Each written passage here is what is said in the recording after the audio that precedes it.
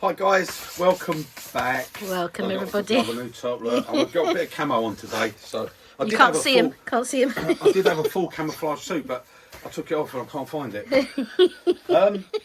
Right now, last video where a lot of people, fantastic. The comments, so thank you so much with the tear out, getting tear out on the outside of bowls.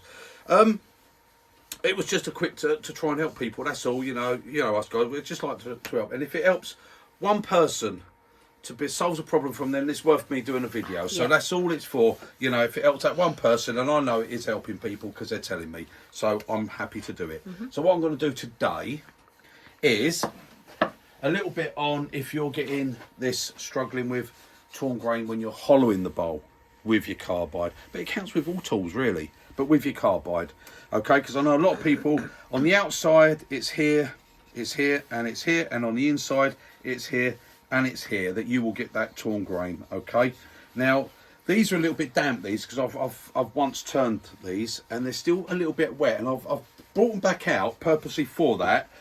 I don't say we get a perfect 100% because they're still wet, okay, and that's the hardest to get that really clean finish on. I've got a few of them here, okay. They've got tear out because they was just a quick rough turning, so they've got the typical tear out there and there, smooth there, there and there, okay. But we'll see what we can do with a carbide on the wet, but we'll also try it on the dry as well. And I know a lot of people do say about they turning pine. Well, this is a piece of pine. This is a very old piece. You can see how it's the colour that it's gone, but it's a piece of pine, okay. And I've just rounded it, and yes, I did do that with carbide. And if you look at the outside of that, okay, that was done with a detail, and if you look on the outside of that, that's the pine, okay, and that's the finish on it, right, just on a piece of pine. So now what I'm going to do is I'm going to do a little bit on the hollowing. We'll see what happens, okay. And I know to say I've had some lovely comments come back. Some people are very, very happy with what they're doing. All right, that tenner's a bit big for that. Obviously I made that too big to go in that one. Never mind, we'll pick something else to do. I don't think it's going to go in that one. No. Right, okay, so I should bring that tenner down a little bit first. I didn't actually do it as a bowl, so I've decided I'm going to do this on this video. So what I'm going to do, I'm going to pop the step centre in here. It's very quick and easy to do if you've got these bits. As I said, I don't get nothing from RGD tools or DG, whatever it bloody is. But they are good tools, and I buy all my own tools, okay. I don't have nothing's given to me, well, apart from the Record Power ones, and I think I upset them because I took them out of their handles and said their little one wasn't any good. So I probably upset them, but hey ho, there you go, you got to tell the truth, haven't you? Yeah, you made it good though. Right, okay, I'm going to pop that on now. I'm just going to literally very quickly bring that foot down. It's going to take me seconds. I haven't even got it straight. Look at that. Let me get it back to straight. Oh, it'll do once I get a foot on it. Let's start it up, let it wobble, and I'll put a foot on it. Get it in the drawer. Sorry guys, I thought I already had this okay.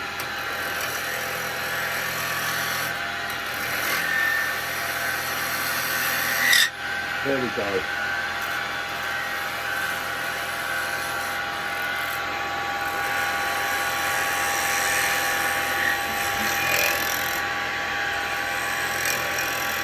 That will definitely go in now. So right, as quick as that. So if you ain't got a foot right, it's a very quick thing to redo it on it. Okay, probably find now that it won't fit in this drawer. I've probably done it too small. No, I didn't. There we go. Right, it's, as I say, this is just a little piece of pine. Good practice with that sort of thing. Okay, now it's not, obviously, because it wasn't dead on centre when I put it back in. I'm not actually turning a bowl with it. I'm just having a play. Let me take this off from it. I'm just having a play, so I'm probably going to have to true that up a little bit. But again, that'd be good because I can show you that with a bit of carbide again, can't I? So I'm going to true it up with my 12mm round, and then I'm going to do a little bit of hollowing on it, and then we'll see. And don't forget, okay, right. I've got to get it in. I bloody bought that mug. Yeah. I paid to have that done. Right, okay.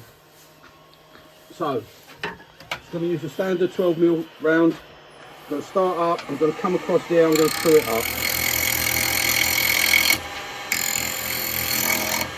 It's a very dry. Oh, that's not. That's got a negative rate. Sorry, wrong chisel. So that's got a negative rate cutter on that one. Right, there we go. That's a better one.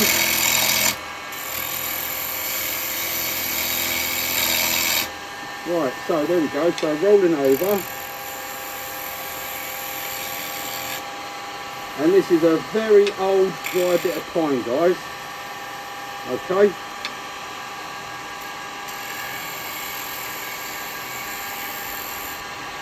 Right, so that's trued up. And look, lovely shavings off of bone dry. This is a very old dry piece of wood. Okay, and you can still get shavings. It's not just off of, and there's that finish, lovely finish. No torn grain, no nothing on that. Okay, look, you can see that on the end grain there. Okay, and that's what we've got off of our carbide. Okay, right on that end grain. So there we go. So now we're going to do a little bit on the hollowing side. And right, now as always, especially with the carbide, set up bang on centre. So I'm slightly above, as you can see, the chisel wants to move. If it was below, it would go that way. If it's above, it will go this way. It's good that, isn't it? Mm-hmm. Right, okay, very fraction. There we go. Right, okay. There we go, we're on centre. So if we spin it when we're on centre, it doesn't move anywhere, it stays still. Right, okay, so I'm going to start this out. I'm just going to hog a little bit out, as we would do if you was using your carbide to hollow. Okay, so just a 12mm round out the standard set.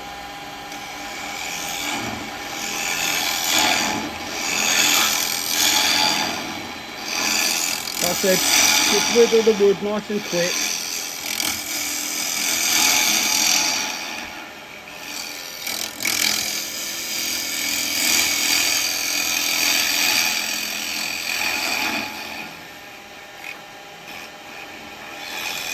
Now I'm deliberately just going in flat with it.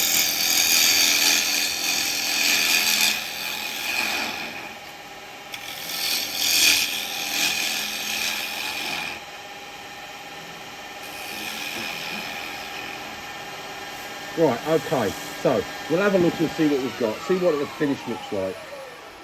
Hopefully we'll have a bit of tear out. Yeah, look, you can see here. Okay, there's your tear out there. Mm-hmm.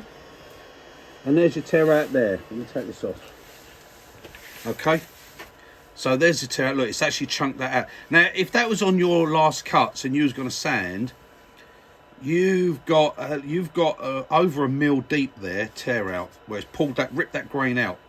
You've got a hell of a lot of sanding to get all this down to get to the bottom of that bevel. Okay, and this is where a lot of people have that trouble with getting this cleaner finish. So that's what we're going to do with the carbide. Now, there was a comment I had from someone, I think his name Ben or something, I don't know, who said, well, if you're going to roll it, teach people to roll it and ride the bevel and all that, well, why not just teach them how to use a bowl gouge? Well, exactly, but it is, because what you do with this, you do exactly the same. You do no different with a bowl gouge. But as I said, it's missing the point. Yeah. The point is, if you're getting this and you want to get rid of it, there's only one way you're going to get rid of it. You've got to cut it. So, and that's where you can cut with these. I had another comment about why am I so negative about scrapers or against scrapers. I'm not negative about scrapers. There's nothing, a tool for a job. I love all tools, but it probably upset a lot of people. The thing about scrapers is there's no skill involved whatsoever. The only bit of skill is in sharpening. There is no skill in using a and I know that might upset people. I don't care, okay? It's the truth. There is no skill in pushing something in and scraping with it, okay? The skill comes in being able to ride a bevel and go in. And I'll do a little bit on the scrapers a bit later. I do have a couple. I don't use them. They're not in handles. They're up the top there, but we can sort something out. And I'll talk a little bit about the scrapers, okay? Now, like I said, anyone can do this. Anyone can come along. And in all honesty, I've mentioned it before. It was Jimmy Clues on one of his demos. Turned around and said, the difference between, there's nothing wrong with scraping, but the difference between scraping and cutting is you could go out in the street, get anyone, come in here, put that on there and do that. And they do it. But then you say to that person, right, I want you to come in here, I want you to ride that bevel, and I want you to pick up a cut, and I want you to come right round there and get a clean cut. That's something different. That takes a little bit of skill. That takes a bit of learning, okay? That's what I'm against with just scraping. There's times for scraping, hogging out really quick, yeah, it works fantastic. But a lot of people use a scraper because they can't get a finish cut off of a bowl gouge, or off of even their skew chisel, they can't get as clean a finish. So they use it as a negative rate scraper and things like that. It has a scraper has a place, but if you use it because of you can't get the tool presentation, if you're happy to do that, that's absolutely fine. I'm not knocking you for it. But if you want to learn to do a cut, then this might help. And if it helps one person, like I said, then I'm happy. Okay? So let's see, how will I get rid of that? How would I deal with this? And not only that, it might not be that I can do it with this. I might actually have to go to a different carbide tool or a different tool altogether. That's why the benefit of learning to use all the tools and don't be a slave to one tool. So let's see, right, how we would approach this. Now, there are danger points, okay? And I'm going to take this off because I want to talk about danger points, actually, because I don't want anyone to go getting into any nasty situations with it.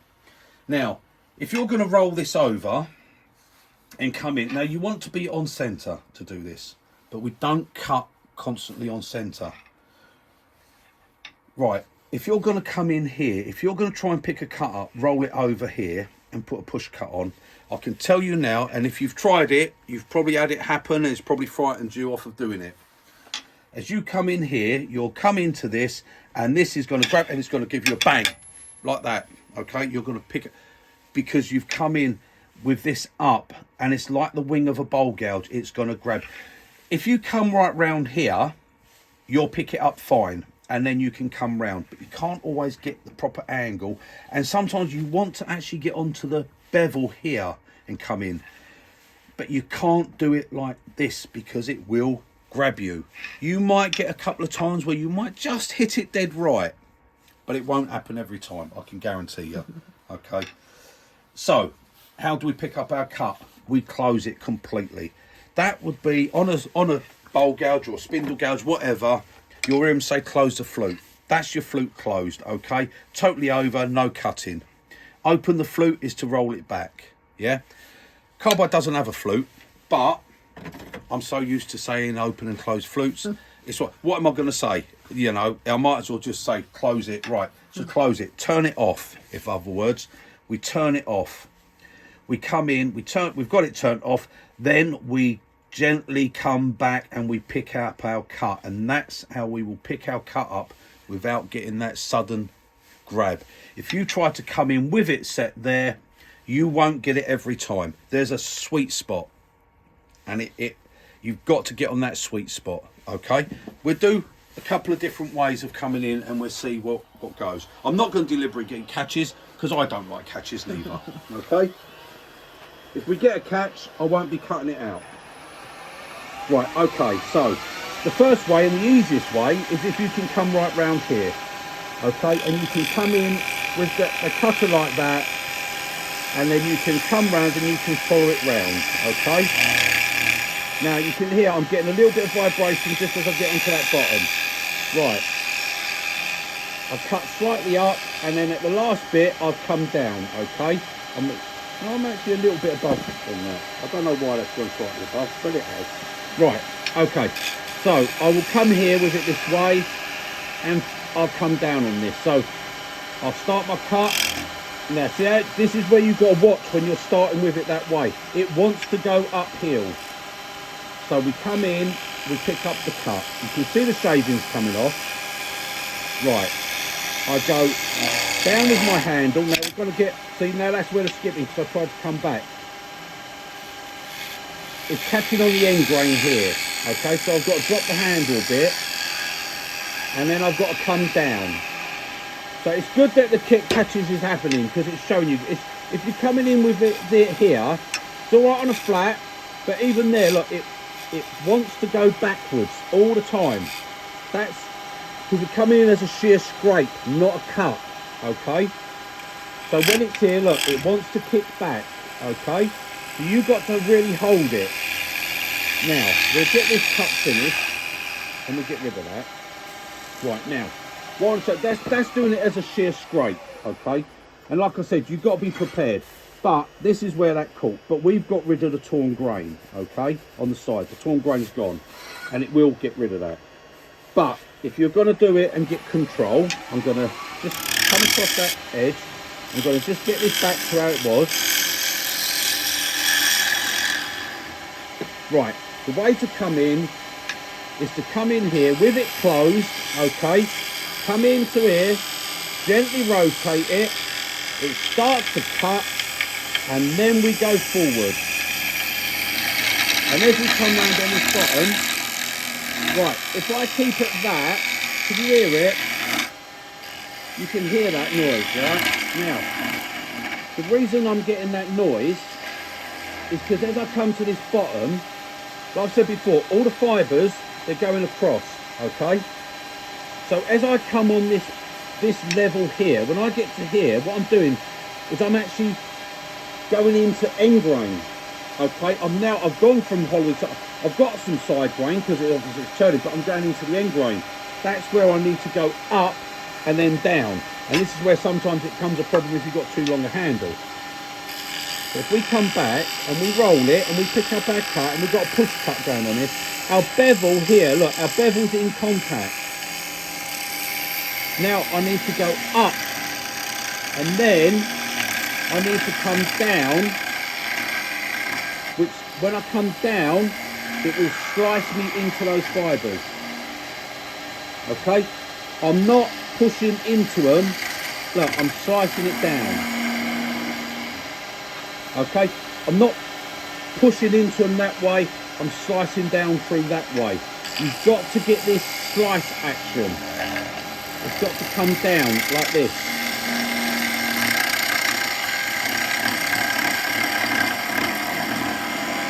I mean, this is not a nice piece of wood anyway, it's a piece of pine, but we can still get a finish on it.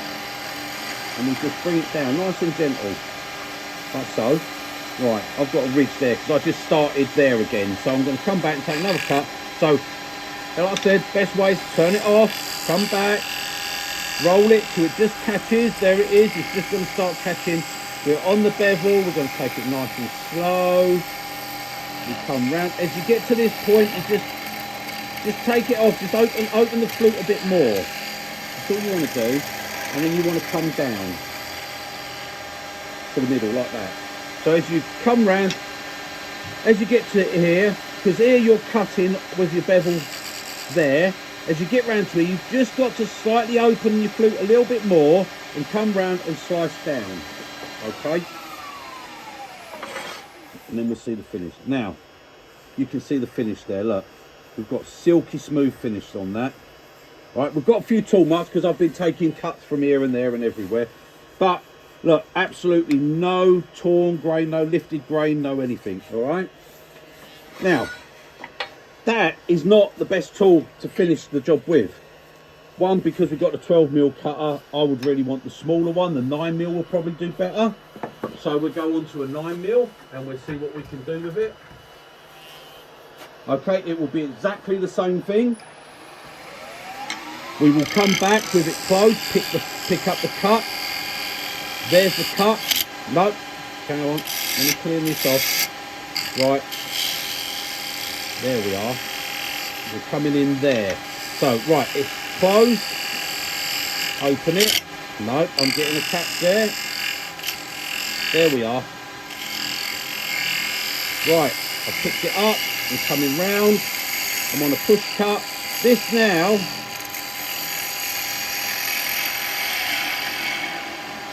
you don't get none of the noise on the bottom because it's the smaller cutter. Smaller cutting area, so it comes round, it takes that cut. For some reason I'm getting, probably because I've turned this around a bit too much, I'm getting a little bit of a skip just here. Let me just put that in there. There we are. Just get that angle that I've got there. Right, now I'm going to change round. If I carry on at this angle, it's going to start to jump. I need to get the bevel of that cutter in contact. There. Once that bevel's in contact, I can do anything I want to do. Come back, pick up the cut, run it back on the bevel, rotate it, come in.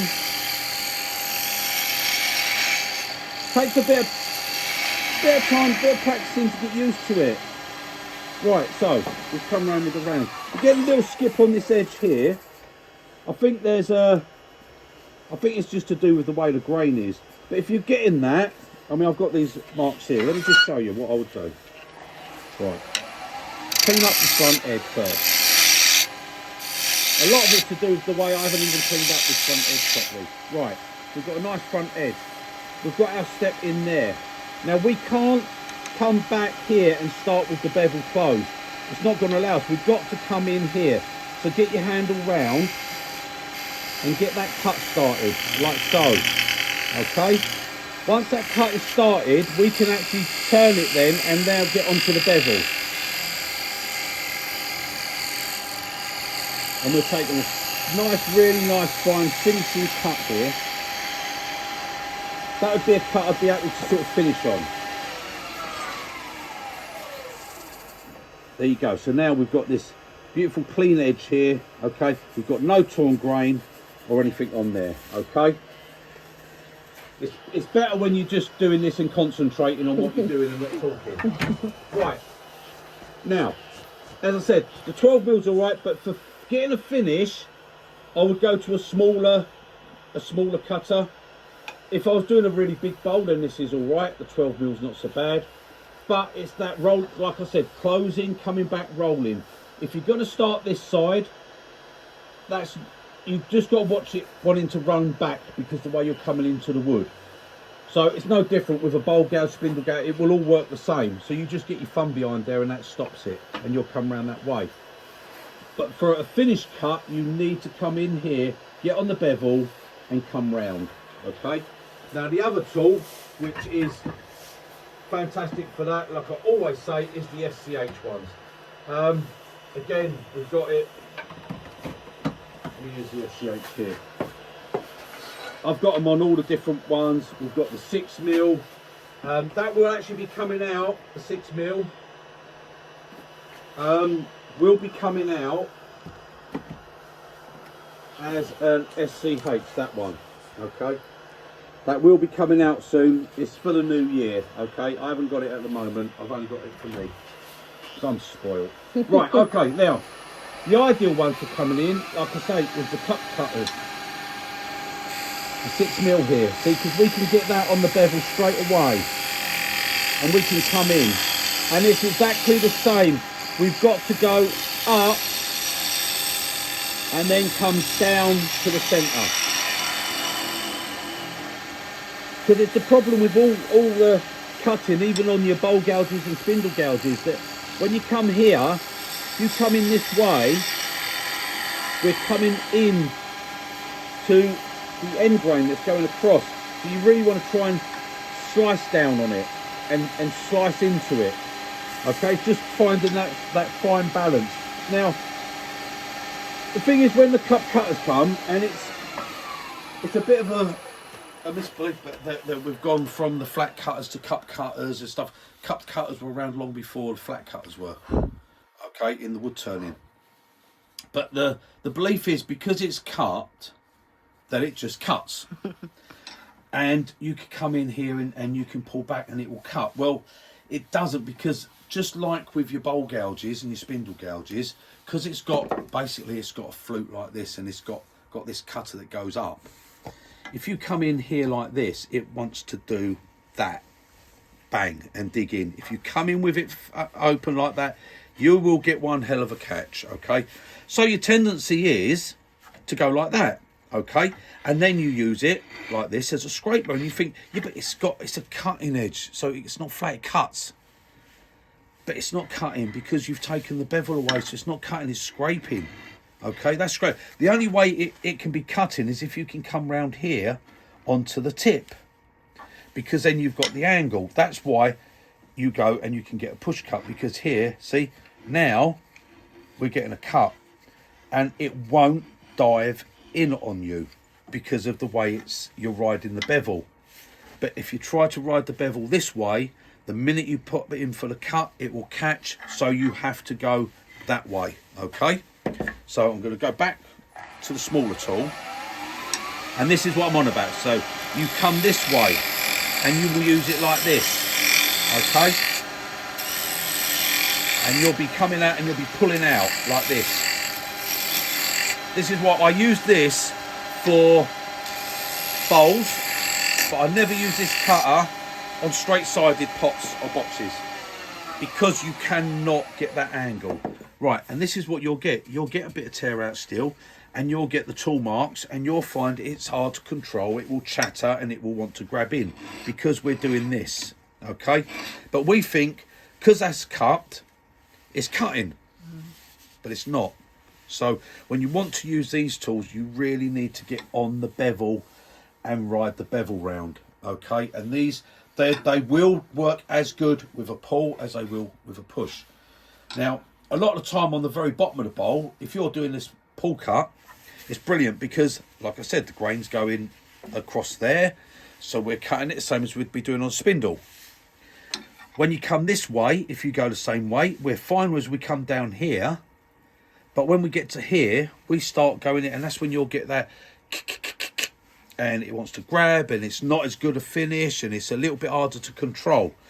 That's because you're pushing into those end fibres, where what you want to do is drop your handle, come up here, and then come down to centre. So you do a slice motion, and that's when you'll get the good cut. Now I'm going to put the face shield back on, because I don't want to get bits on me. Right, and then, like I said, when we come in with a 12 now, to help us with it, we'll just turn the tool rest. Don't, even though this is so shallow, just turn the tool rest round a little bit. It helps you to get this angle, because you really want to come in here like this, and you can pick this cut up. And then we can drop the handle down, so we're coming right up there, and then we're going to come, I lost the cut, I'm talking, we're going to come down to the centre.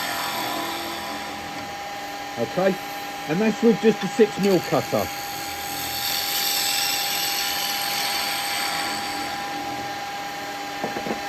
Right, and that's just with a 6mm, and we'll get rid of any torn grain with that.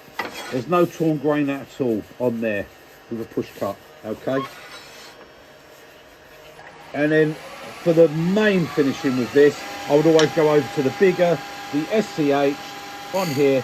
We pick our cut up there, and we come around, and it's exactly the same. Just go slightly up, come down. Now with this one, with this cutter, it's already at the angle, so when we come around here and come in, we're not scraping on the end grain.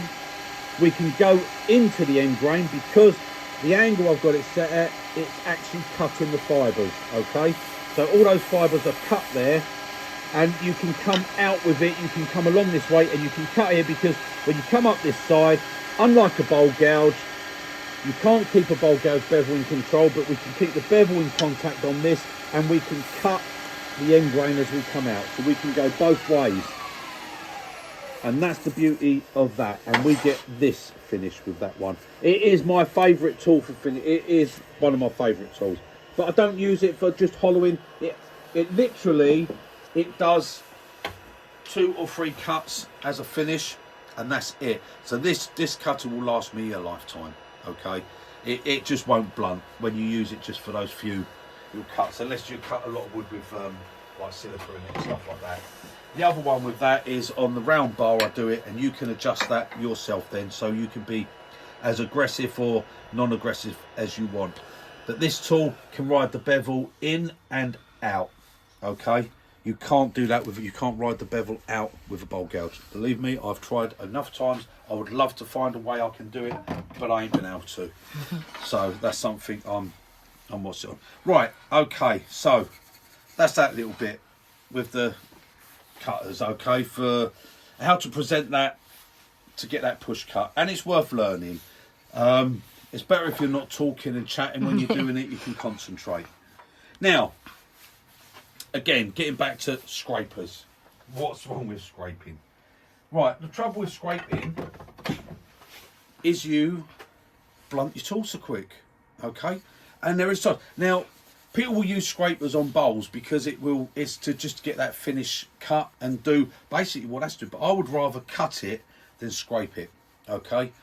But I do have scrapers. Now, the thing is with these, I've got these little scrapers up here.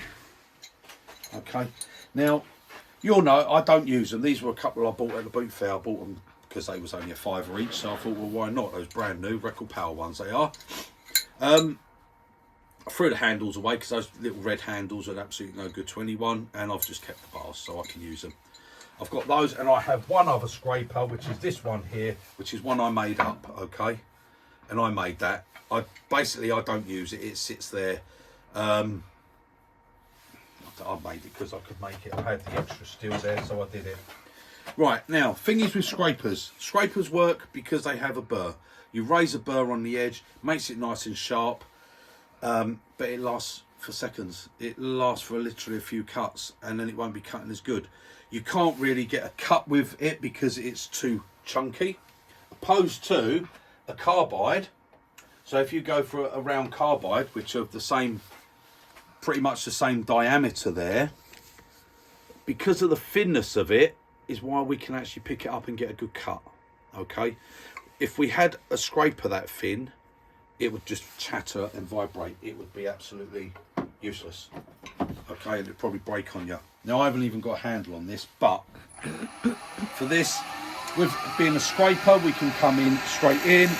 Now, with a scraper, the main thing at the moment, right, I'm not on, is to be above centre, okay? You really want to be above centre. So there's my centre, and then I angle down slightly, okay? And we can pick up a nice little shave in here, and we can come round. Now, we can go both ways, okay? Now, I haven't got a handle on this, so I've got to be a little bit careful. I've got a inch and a bit. Right, now, this is freshly sharpened, okay? And that's what most people would do to do their bowls. These are small ones, these. Like I say, I do have the big one, but if you're careful, all you have to do, as long as you're above centre, I don't use negative rake on scrapers. As long as you're above centre, angle it down, basically come in, you won't get the catch, you can come round, and there you go. Now you can hollow that whole bowl with that, and my thing is, I think what I don't like about it is there's just nothing, there's no skill. Look, anyone can do that. Sort that out. Right, anyone can do that, and there's the finish. Look, we've got a little bit of tail and grain on that bit because I just went rough across, but there we go. We can get a nice finish with it, okay? But the trouble with that, like I said, as I've come to this edge here, by that time I've lost the burr. I can actually feel now they're smooth on top, so I've lost the burr. This will still work, but it won't give you the good finish, okay? This will now start, it will still give shavings, okay, but it won't give us nicer finish. I'm going to put my face shield on because I'm getting a bit pebble dashed by it. Right, so, but we can come in and we can hollow.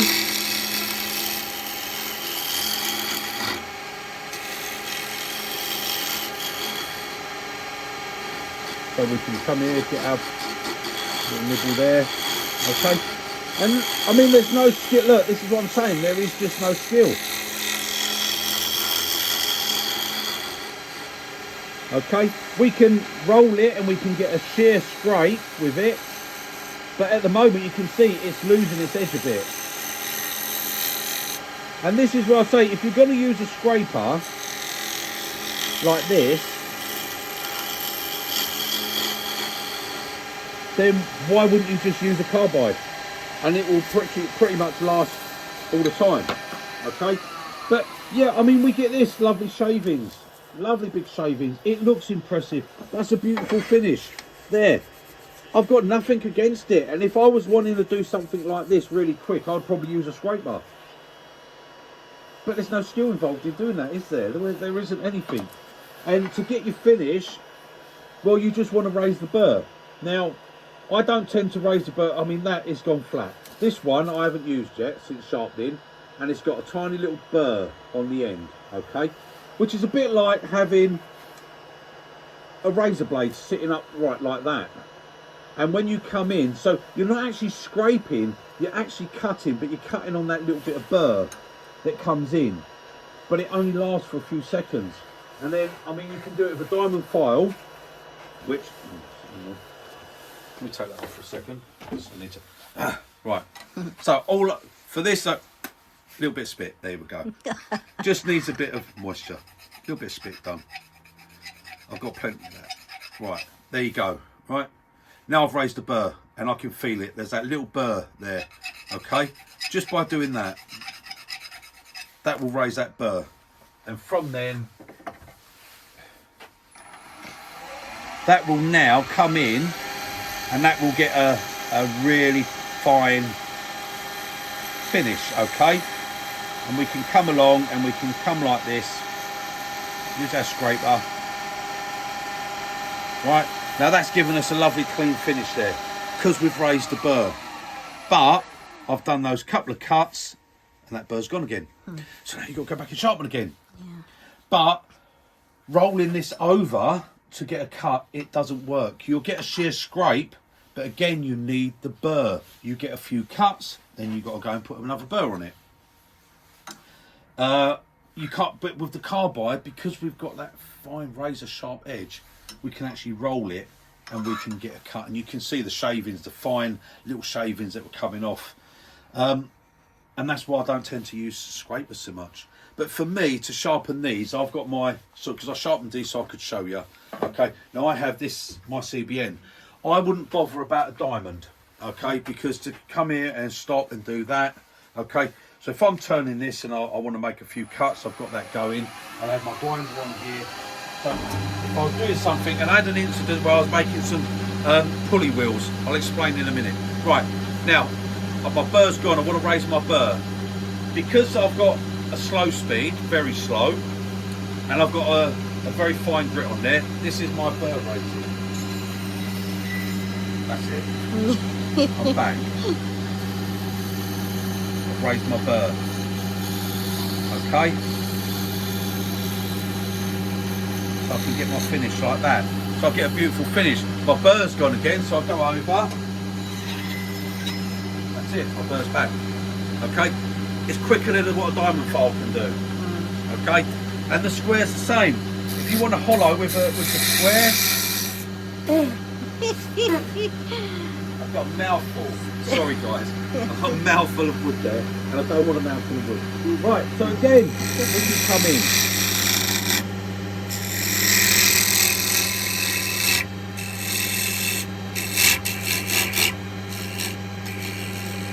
Grabbing a little bit, like I said, I've got no handle and I'm overhanging. Okay, I'm going to bring it round so it's nice and close like that. Keep it really close, you're fine. Now, so I'll come across and I'm doing that.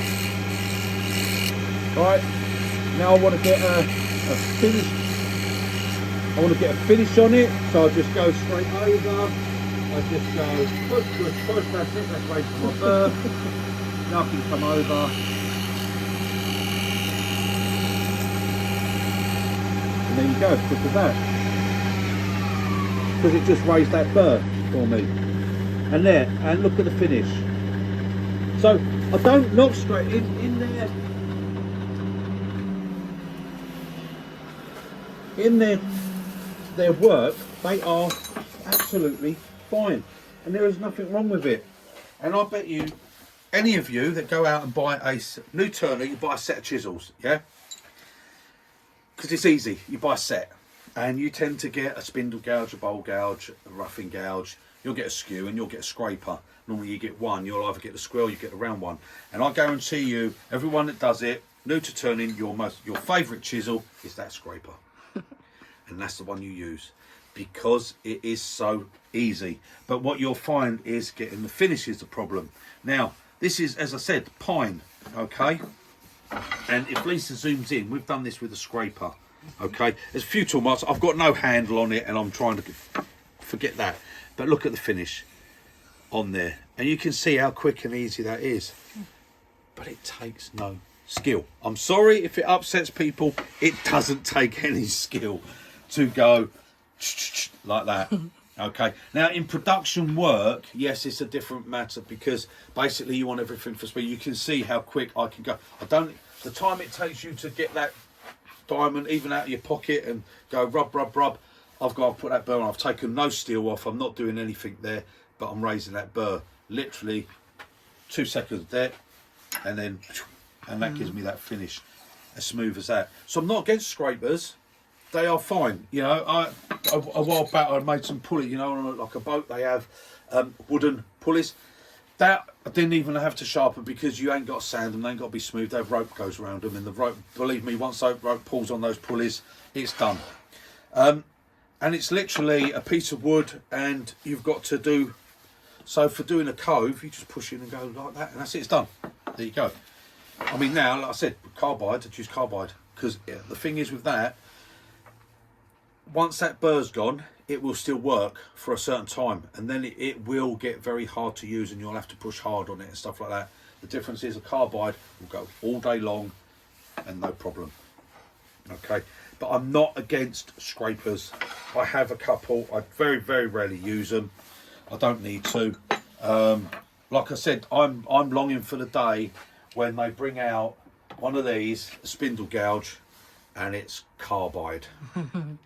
Solid carbide, because that would just last you forever. You wouldn't have to sharpen it. How many times could you just hollow something or do something if it was made out of carbide? You know, but I suppose the thing is, you'd have to have because there's so many different grinds. It's not something you could go and just put a new grind on, is it, if it's carbide? You know, so I don't suppose we'll ever get one. I did ask before about it, and they said it's the cost as well. It'd be very, very expensive to do a gouge out of it. But anyway, guys, that's it. But I'm not against scrapers, can work really good. But the only thing is, to get a clean finish with a scraper, you need to raise the burr. If you have trouble with sharpening, there's your thing. I mean, you can try with the diamond file. Some people use the hone and come round, you know, to raise the burr. Use a bit of steel. You can raise a burr on it. But it's literally, all you're doing is putting a cutting edge on there. You're putting like a little razor blade on there. And that's why I say about scraping. What I'm against is scraping with things like these, because once you come across the front there and you scrape that little edge, which you've got that same burr which is on here, that fresh edge, you've taken it off. And once you've taken it off, it's still cut, but it's gone literally straight away. 3 or 4 cuts of scraping, it's gone. So you'll be going back constantly sharpening. Mine, I don't lose it. It stays on there all the time. I keep that little burr. If you could see it close up, you'd see it's got like it's too fine to see, but it's got that edge where you can't move your finger across it without it catching you and grabbing you. If I was to come across there like this and scrape, that straight away will be gone. As long as I always cut, and I mean cut by getting the bevel on and cutting, then it maintains that edge and it lasts for so long. So there you go. But that's it, guys. We're scrapers. There's places for scrapers, just not in what I turn and what I do. But mainly, if you want to get clean finishes with your carbide, obviously you can't raise a burr on a carbide. Okay, so going in flat, you will never get a finish like that off of a carbide if you're going in flat. Okay, yes, you can do it with a scraper because you'll raise a burr on it. So what you're doing is you're literally putting that sharp cutting edge upright and coming round, just like using one of the cutters like this. You've got that on your scraper and you're cutting with it upright like that, and that's why you'll get, but it lasts you for seconds. You can't do that on your carbide, so what we have to do is ride the bevel and actually get it to cut, but you can't do that with a scraper. So you've got it both ways how you want to do it. Anyway, I hope that might help, guys, with just saying for how you get rid of your torn grain with your push cuts. And that's it. So, toodle pip. Bye, guys.